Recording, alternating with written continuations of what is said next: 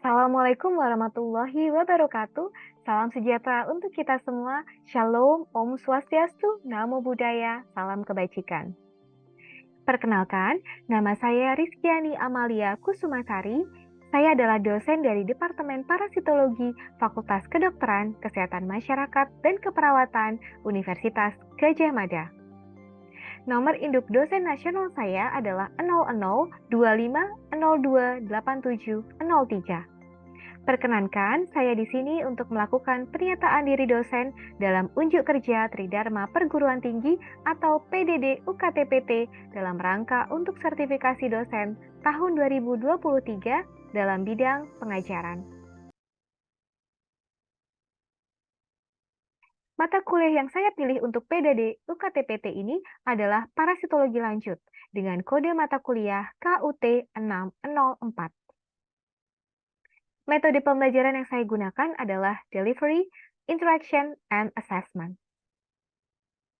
Kerangka mata kuliah yang akan saya paparkan dibagi menjadi 3 bagian, yaitu deskripsi mata kuliah yang terdiri dari SKS dan semester, kemudian sifat mata kuliah, prasyarat, koordinator dan dosen pengampu, serta tujuan pembelajaran atau course objectives. Yang kedua adalah rencana perkuliahan dengan tujuan pembelajaran mata kuliah, pokok bahasan, subpokok bahasan, metode pembelajaran, dan media ajar. Serta bagian yang ketiga adalah metode penilaian, yaitu penugasan atau assessment, dan penilaian akhir atau final examination. Deskripsi mata kuliahnya adalah ini berupa berjudul Parasitologi Lanjut, kemudian kode mata kuliahnya KUT 604, kemudian terdiri dari 3 SKS, berada di semester gasal, sifat mata kuliahnya wajib, kemudian tidak ada syarat atau maupun prasyarat untuk mengambil mata kuliah ini, dan diampu oleh 5 dosen pengampu dengan koordinatornya adalah Dr. Elsa Herdiana Murhandarwati. Mata kuliah parasitologi lanjut ini merupakan mata kuliah wajib untuk mahasiswa di bidang kedokteran tropis yang membahas konsep dasar dan teori dengan kaitannya pada penyakit tropis menular yang disebabkan oleh parasit. Tujuan pembelajarannya ada 4, yaitu memahami penyakit pada manusia yang disebabkan oleh parasit meliputi protozoa, helminth, arthropoda, terutama yang berperan sebagai vektor penyakit.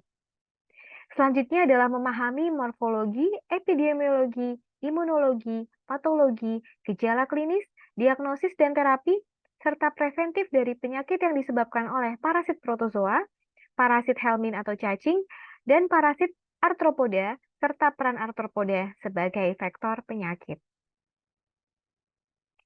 Tujuan pembelajaran mata kuliah ini terdiri dari 12, sesuai dengan sesi yang dilakukan dari mata kuliah ini. Yang pertama adalah memahami gambaran penyakit parasit dan menjelaskan definisi dan terminologi yang sering digunakan pada parasitologi kedokteran, serta kepentingannya dalam mempelajari parasitologi dalam ilmu kedokteran tropis. Kemudian memahami dan menjelaskan berbagai jenis protozoa darah, protozoa usus atau intestinal, protozoa jaringan, protozoa hidup bebas. Kemudian memahami juga berbagai jenis helminth penyebab helminthiasis intestinal, kemudian helminthiasis darah dan jaringan, serta memahami arthropoda dan vektor penular penyakit pada bidang kedokteran tropis.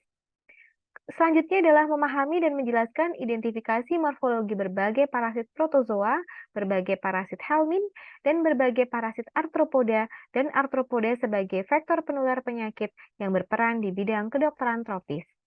Dan yang terakhir adalah memahami dan menjelaskan diagnosis atau pemeriksaan penunjang yang diperlukan untuk penyakit parasit. Berikut adalah rencana perkuliahannya yang terbagi menjadi 12 sesi. Yang pertama adalah sesi dengan pokok bahasan pengantar parasitologi kedokteran. Sesi kedua adalah protozoa darah, meliputi Plasmodium falciparum, Plasmodium vivax, Plasmodium malariae, dan Plasmodium ovale, serta Plasmodium knowlesi. Yang ketiga adalah pokok bahasannya protozoa intestinal meliputi amuba intestinal yang patogenik yaitu Entamuba histolytica dan yang non-patogenik yaitu Entamuba coli, Iodamuba butzli, Balantidium coli, Cryptosporidium, Trichomonas vaginalis, Trichomonas tenax, Entamuba gingivalis, Pneumocystis species dan Isospora serta Sarcocystis. Kemudian sesi yang keempat adalah protozoa darah dan jaringan yang meliputi trypanosomiasis dan leishmaniasis. Sesi yang kelima akan diisi oleh protozoa hidup bebas yang meliputi Naegleria fowleri, Acanthamoeba, dan Balamutia spesies. Sesi yang keenam ada Soil Transmitted Helminths atau STH yang meliputi Ascaris lumbricoides, Trichuris trichiura, hookworm, dan cacing pita yang meliputi Taenia saginata, Taenia solium, Taenia asiatica, serta cacing daun atau cacing pipih yang meliputi Schistosoma spesies, Phaseolopsis spesies, Phaseola spesies, Clonorchis spesies, Opisthorchis, Paragonimus spesies, Echinostomus spesies, dan Enterobius spesies. Sesi yang ketiga adalah helmin penyebab filaria. Ada Brugia malai, Brugia timuri, dan Brugia bancrofti. Lalu ada Dipilobotriasis, Sparganosis, Hidatidosis, Ancylostomia,sis dan Cutaneous larva migrans. Sesi yang ke-8 adalah arthropoda penyebab penyakit di bidang kedokteran yang meliputi diphthera dan penyakit yang ditimbulkan yaitu miasis. Ada Anoplura, Siponaptera, Coleoptera, Hymenoptera, Acarina, Arachnida. Dan ada vektor penular penyakit di kedokteran seperti nyamuk Culicinae, Anopheline, Simulidae, Bradysera, Psychodidae, Ceratopogonidae. Kemudian sesi yang ke-9 adalah protozoa intestinal, protozoa darah, dan protozoa jaringan, serta plasmodium yang masuk ke dalam protozoologi. Sesi yang ke-10 adalah helminthologi yang terdiri dari cestoda, nematoda, dan trematoda. Sesi ke-11 adalah entomologi yang terdiri dari Brachycera, Diphthera, nyamuk, Anoplura, Siponaptera, Hymenoptera, Arachnida, dan Acarina. Yang ke-12 adalah memahami dan menjelaskan diagnosis atau pemeriksaan penunjang, seperti kultur plasmodium in vitro, in vivo, kemudian kultur tinja, dan uji resistensi nyamuk terhadap insektisida. Dan yang terakhir adalah ujian akhir, yang terdiri dari ujian akhir teori dan ujian akhir praktek. Metode penilaiannya, yang pertama adalah dengan penugasan, take home writing, kemudian ada presentasi mandiri, ada presentasi kelompok, ada identifikasi morfologi, kemudian ada praktek keterampilan di laboratorium, dan ada penilaian akhir terdiri dari kuliah atau teori, dan penilaian akhir dari praktikum atau praktek. Metode penilaiannya terbagi menjadi nilai atau grade-nya A, A per B, B per C, dan C. Sedangkan rencana penilaiannya terdiri dari penugasan yang sebesar 20% dan ujian akhir semester sebesar 80%.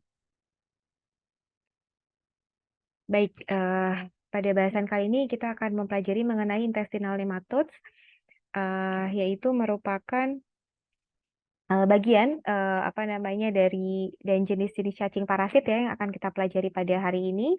Kita akan mempelajari mengenai keragaman maupun aspek morfologinya dari intestinal nematodes atau nematoda usus yang bisa menyebabkan masalah pada manusia, terutama pada manusia atau pasien yang menderita diare. Kemudian diharapkan mahasiswa kedokteran dan mahasiswa pasca postgraduate itu diharapkan bisa secara baik gitu untuk mempelajari dan mengetahui mengenai aspek-aspek ini untuk dapat mendiagnosis penyakit seperti yang tertuang pada SKDI. Jadi kita mengacunya tetap ke arah SKDI atau standar kompetensi dokter Indonesia. Nah, kalau kita lihat di SKDI, di sini kita akan mempelajari sekitar 10 spesies yang penting di dunia kedokteran, dan di SKDI standarnya bisa kita lihat bahwa di 10 spesies ini adalah level kompetensinya 4A, di mana dia bisa menyebabkan penyakit masing-masing sesuai dengan nama spesiesnya. Kemudian level kompetensi 4A ini juga diharapkan teman-teman mahasiswa bisa mendiagnosis, melakukan penata laksanaan secara mandiri dan tuntas, kemudian juga cukup penting untuk diketahui dan dipahami secara mendalam. Baik, untuk learning objection-nya, di sini learning objektifnya di sini adalah yang pertama untuk mengetahui mengenai stadium atau stase dari cacing usus, khususnya dari filum nematoda, kemudian mengetahui mengenai aspek morfologi dari setiap stadium dan karakter yang spesifik pada cacing nematoda usus ini khususnya, dan yang ketiga adalah mengidentifikasi karakteristik morfologi dari stadiumnya, yaitu ada telur, ada larva, kemudian ada stadium dewasa pada sampel atau spesimen klinis. Kemudian kalau kita melihat klasifikasinya, cacing parasit usus ini yang penting di dunia kedokteran ini kita bagi menjadi 3 filum, yaitu ada dari filum atau kadang ada yang menyebutnya kelas, nematoda, cestoda, dan trematoda. Tetapi untuk saat ini kita akan membahas yang di filum nematoda, yaitu Ascaris lumbricoides, Trichuris trichiura, Ankylostoma duodenale, Necator americanus, Strongyloides stercoralis, dan Enterobius vermicularis. Baik, yang pertama kita akan masuk bahasan mengenai Ascaris lumbricoides, yaitu cacing gelang. Biasa disebut sebagai cacing gelang. Nah, ini kalau kita lihat fase dewasanya, kita lihat di sini bahwa Ascaris lumbricoides ini yang dewasa ini terbagi menjadi 2 ya. Jadinya ada ada yang female sama ada yang male. Dia tidak hermaprodit tetapi dia memiliki jenis kelamin yang terpisah. Kemudian ukuran yang jantan itu relatif lebih kecil daripada ukuran yang betina. Jadinya seperti kebanyakan parasit pada umumnya, yang betina itu lebih besar daripada yang jantan. Bisa dibalik, yang jantan lebih kecil daripada yang betina.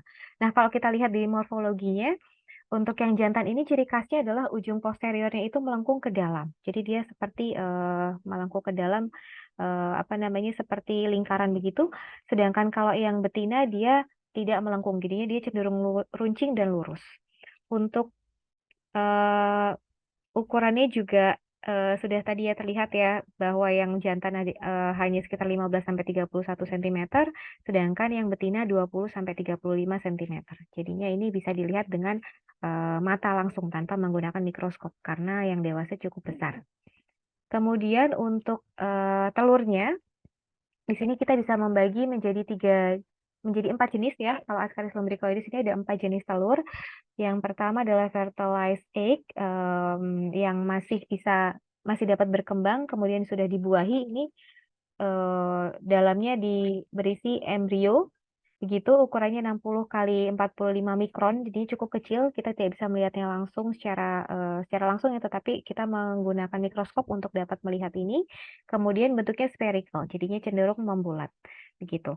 Dia ciri khasnya adalah dindingnya sangat tebal. Dia mempunyai 3 dinding, 3 layers. Ya, dari luar ke dalam itu ada albuminoid, ada hyalin, dan ada vitellin. Kemudian yang kedua, jenis yang kedua adalah unfertilized egg. Nah, ini bentuknya dia cenderung ke oval atau ke lebih memanjang ya, elongated. Kemudian size-nya 80 kali 40 karena jadi lebih panjang daripada yang pertama tadi yang fertilized. Kemudian dia dindingnya hanya 2 lapis. Jadinya ini yang membedakan dengan yang pertama tadi. Nah, yang 2 lapis ini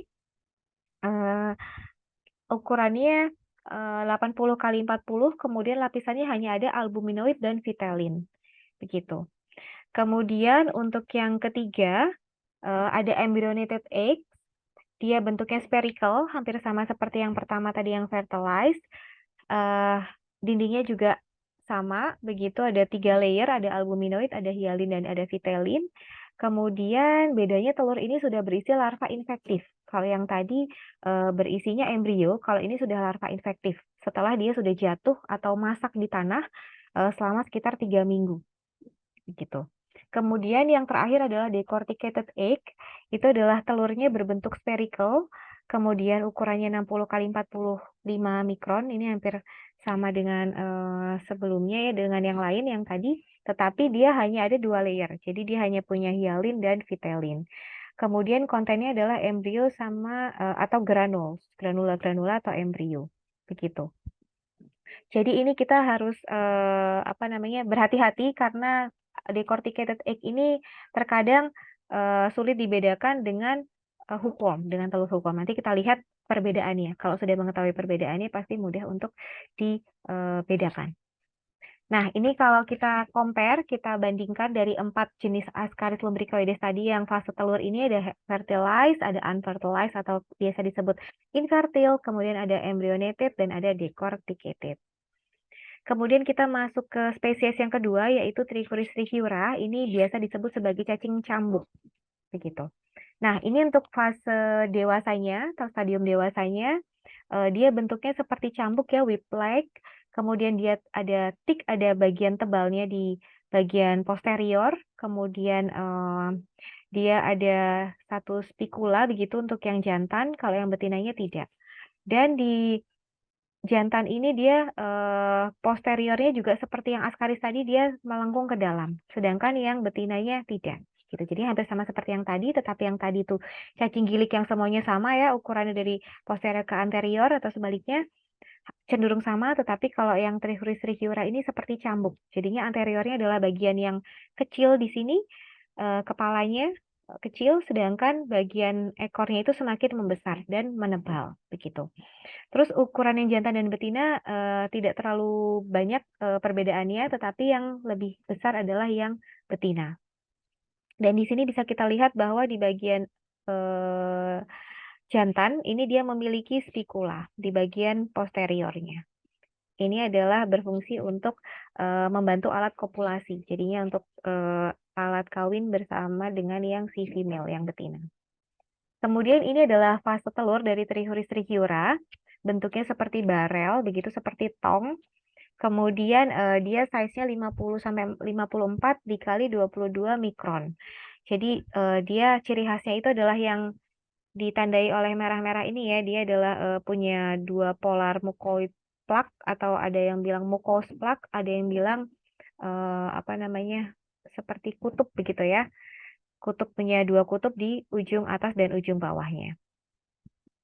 Kemudian dia juga memiliki dinding yang cenderung cukup tebal, begitu. Kemudian yang ketiga adalah hookworm. Hookworm itu adalah cacing tambang. Nah, cacing tambang yang terkenal, yang banyak dipelajari dan terkenal di dunia kedokteran dan kesehatan itu adalah Ancylostoma duodenale dan Necator americanus. Ini adalah dua spesies yang bisa dan banyak menginfeksi manusia.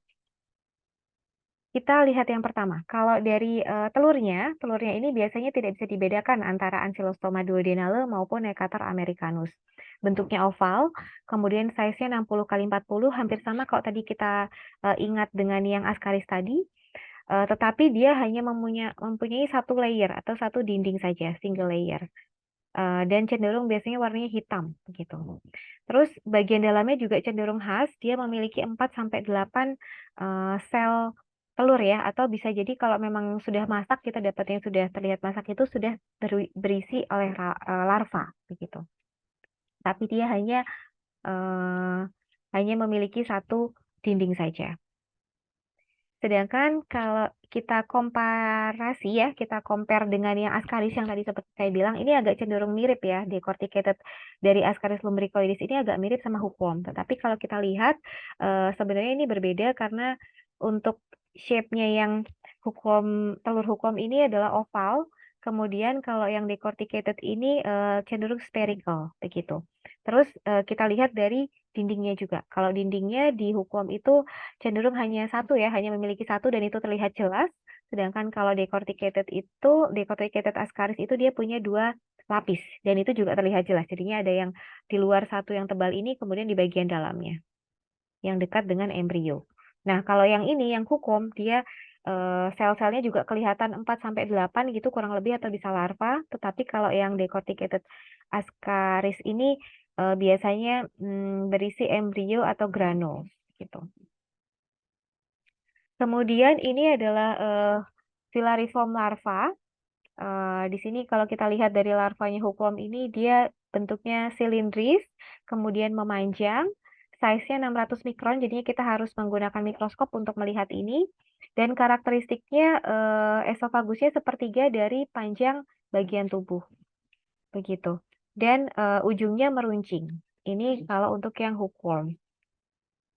Sedangkan kalau kita lihat Ancylostoma duodenale, oh ya tadi mungkin saya ini bahas sedikit bahwa kalau hookworm ini juga memiliki larva yang satu lagi rhabditiform ya. Rhabditiform itu larva yang sebelum menjadi filariform, dia cenderung lebih pendek dan lebih gemuk terlihatnya. Kalau ini cenderung lebih pipih, lebih kurus begitu. Dan ini kenapa kita lebih mempelajari yang filariform, karena ini adalah bentuk infektifnya yang berbahaya untuk masuk ke inang atau ke manusia. Kemudian ini Ancylostoma duodenale, kita melihatnya dari bagian mulutnya. fase dewasanya ini kalau di Ankylostoma ini bentuknya cenderung seperti huruf C ya, jadinya silindris, cylindrical curved body. Terus kalau kita lihat secara keseluruhan bentuknya seperti letter C, seperti huruf C begitu. Kemudian size untuk yang jantan lagi-lagi lebih kecil daripada yang betina. Jadi lebih yang betina memang tidak terlalu banyak selisihnya, tetapi betina lebih besar sedikit daripada yang jantan. Kemudian kalau kita lihat di bagian mulutnya itu ada dua pasang dari buccal teeth ya, atau ada dua pasang gigi begitu yang bentuknya atau ukurannya itu sama, equal gitu. Ini jadinya punya 4 gigi, ada dua pasang atau 4 gigi. Kemudian kalau kita lihat Ankylostoma duodenale, untuk yang adult stage-nya, yang fase dewasanya, ini kita lihatnya juga dari bagian ujungnya, ekornya atau di bagian posteriornya. Ini ada bursa copulatrix, begitu. Jadi ini adalah hanya dimiliki oleh jantan. Dan ini kalau kita lihat yang di Ankylostoma ini dia punya 3 ya, ada posterolateral, ada mediolateral, dan ada externolateral yang dia itu terpisah gitu. Jadinya sangat jelas terlihat bahwa ini dia terpisah masing-masing, ada postero, medio sama eksternalnya. Kemudian kalau kita lihat yang berikutnya, spesies berikutnya adalah Necator americanus. Di bagian mulutnya ini terlihat perbedaannya dengan yang Ankylostoma tadi. Kalau yang Necator ini dia punya satu pasang semilunar plates ya, cutting plates atau seperti lempeng pemotong. Jadi dia hanya memiliki 2 gigi. Kalau yang tadi punya 4 gigi, 2 pasang equal bentuknya. Kalau ini dia punya satu pasang saja atau 2 gigi totalnya, dan bentuknya seperti lempeng pemotong begitu. Dan kalau kita lihat dari menggunakan mikroskop itu cenderung bentuknya seperti letter S. Jadinya kalau yang tadi C, kalau ini seperti S begitu. Cylindrical curved body-nya membentuk seperti huruf S. Kemudian untuk yang ukurannya juga yang jantan sedikit lebih kecil daripada yang betina. Ini perbedaannya dengan yang Ankylostoma tadi. Kemudian untuk bursa copulatrix untuk yang Necator americanus ini yang hanya dimiliki oleh jantan ya, ini perbedaannya adalah yang di sini menjadi satu begitu. Untuk yang eksternal sama medionya itu dia jadi satu begitu, medio dan posteronya jadi satu, kemudian yang eksternal yang terpisah. Jadi yang kalau tadi kan terpisah menjadi 3 ya, seperti ada 3 begitu, sedangkan kalau yang ini dia seperti 2, karena yang medio sama posteronya itu menyatu, sedangkan yang eksternalnya dia terpisah. Kemudian kita lanjutkan ke spesies berikutnya adalah Strongyloides stercoralis. Kita lihat dari fase larvanya filariform. Nah, ini juga perbedaannya cukup terlihat ya dengan filariform larva dari hookworm tadi.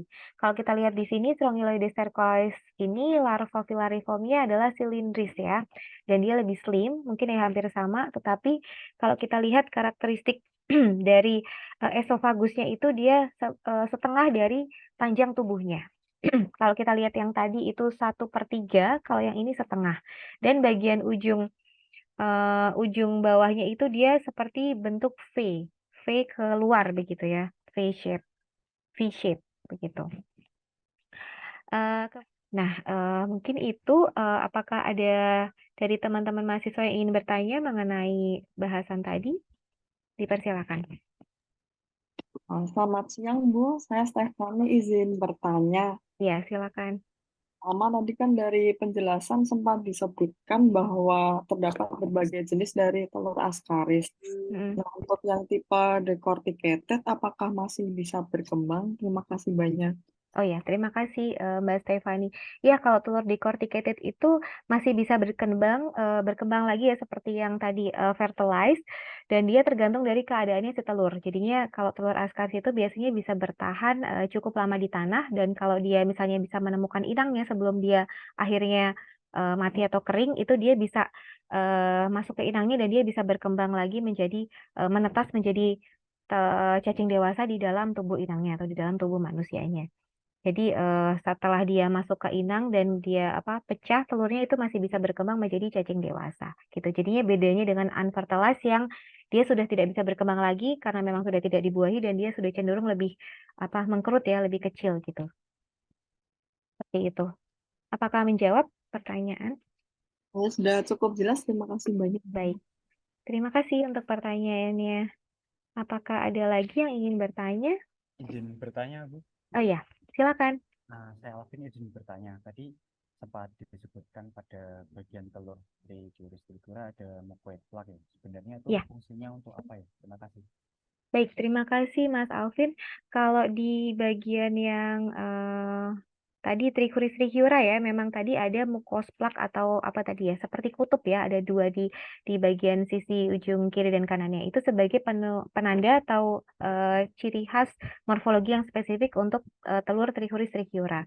Dan memang itu ada fungsinya. Jadinya karena memang dindingnya tebal, jadi dia saat dari embrionya sudah berkembang menjadi larva itu dia akan keluar dari larvanya itu keluar dari cangkang telurnya itu menggunakan mucous plaque tadi. Jadinya itu adalah seperti pintu masuk atau pintu keluar ya karena dia sudah di dalam, pintu keluar dari si cacing yang nantinya sudah berkembang menjadi larva dan dia akan keluar menjadi berkembang menjadi cacing dewasa gitu. Jadi itu sebagai pintu untuk keluar dari si cacing Trichuris trichiura itu.